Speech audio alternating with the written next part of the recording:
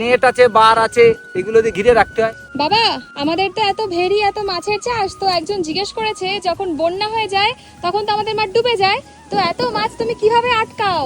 এত মাছ আমাদের তো সব ভেড়ি নিচু না। এই যে এই আমাদের এই 8 বিঘাটা, এটা 2000 সালে ডুবিনি, এটা ডোবে না। এবার কিছু কিছু আমার লিজ নেওয়া আছে, সেগুলো খুব অল্প পয়সায় নেওয়া হয়, তাদের পার নেই। এবার দেখা যাচ্ছে সেখানে যদি আমি 2 লাখ টাকা ইনভেস্ট করি, তাও উঠবে না। ওর থেকে দরকার নেই, যা আছে তাই যে কদিন রাখা যাবে সে কদিন দিয়ে ধরে নিয়ে চলে আসতে হবে। সব পুকুর ডোবে না, এইটা ডোবে না, এইটা ডোবে না, এই পরপর এখানে 3-4টে ডোবে না। এখানে যেসব ডুবে যায় সেগুলো কি করে? সেগুলো ওই মাছ এখন কমিয়ে ফেলেছি, অল্প আছে, চলে গেলে যাবে। আর নেট আছে, বার আছে, এগুলো দিয়ে ঘিরে রাখতে হয়। এরকম কি হয়েছে যে মাছ সব বেরিয়ে গেছে বন্যার সময়? হ্যাঁ হয়েছে। তখন কি করো? আমাদেরও একটা পুকুরের মাছ পুরো 1 বছর বেড়ে গেছিল। সেগুলোকে আর আর পাওয়া যায়নি? সে ছোট মাছ ছিল আর মুড়ির মতো ফুটতো, মাছ চলে গেছিল।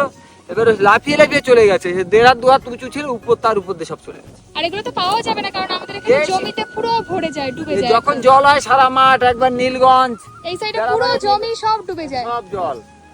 আমাদের ভেড়িগুলো যেহেতু উঁচু, এর জন্য এগুলো ডোবে না। ওই দেখো, ওই যে পাটের মাথা, তার থেকেও আমাদের পাড় উঁচু। এইখানে ডোবে না, এখানে কোনোদিন ডুবেনি। কাকা এখানে কি কোনোদিন ডুবেছে? এখানে ডুবে না। এবার এই নিচু নিচু ভেড়িগুলো সব ডুবে যায়। হ্যাঁ, ওগুলো এবার নেট দিয়ে আটকে রাখে মাছগুলো। নেট, বার আছে, নেট আছে। আর না হলে সব মাছ আগে থেকে ধরে ফেলা হয়। অনেকটা কমায় ফেলা হয়। তাই একজন বলেছে আবার যে কাকু কদিন পরেই তো বন্যা হয়ে যাবে, তো মাছগুলো সব ধরে ফেলো। তখন এই নিচু নিচু গুলোর মাছ ধরে, এই মানে যেগুলো ডুববে না সেগুলো টেনে নিয়ে আসা।